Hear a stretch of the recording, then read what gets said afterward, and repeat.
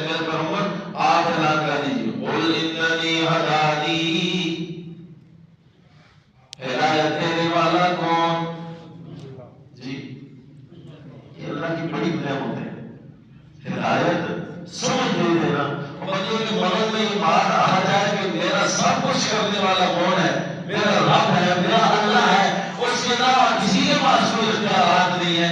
یہ اللہ کی طرف سے بہت ہی بڑی نعمت ہے، اللہ کی قسم بہت بڑی نعمت ہے۔ کتنے لوگ آپ دیکھیں گے دنیاوی تعلیم کے اعتبار سے دینی تعلیم حاصل کی ہوگی، قرآن بھی پڑھا ہوگا، ترجمے بھی پڑھے ہوں گے، ڈگریاں بھی ہوں گی، لیکن ماتا دیکھ رہا ہوگا کسی مٹی کے ڈھیری کے آگے، کسی درخت کے آگے، وہ پتہ نہیں کہاں سے کپڑے اڑ کے آئے ہوتے ہیں، یہ ادھر سے سلام کر رہا ہوگا۔ یہ ہدایت دینا یہ رب کی بہت بڑی نعمت ہے، اور ہدایت دینے کا اختیار اللہ نے اپنے محبوب کو بھی نہیں دیا ہے۔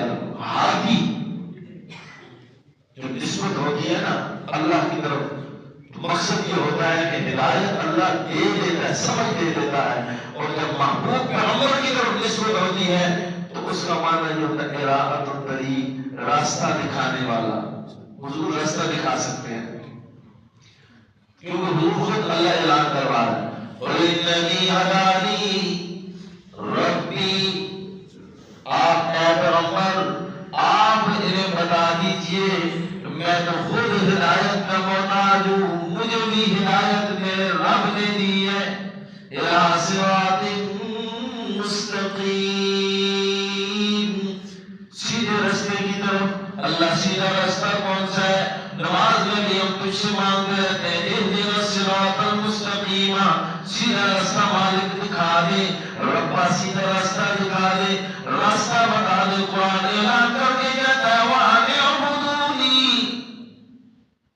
هَذَا صِرَاطٌ مُسْتَقِيم، عبادت، پکار، قیام، سجدہ، رکوع، عاجزیاں ساری کی ساری یا اللہ یہ کس کے لیے؟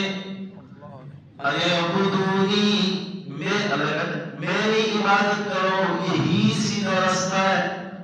تو پیغمبر کہتے ہیں کہ مجھے سیدھا راستہ دکھانے والا، ہدایت مجھے سیدھے راستے کی طرف کرنے والا وہ کون ہے؟ میرا رب ہے، میرا۔ وَإِنَّنِي هَدَانِي رَبِّي إِلَىٰ صِرَاطٍ مُسْتَقِيمٍ،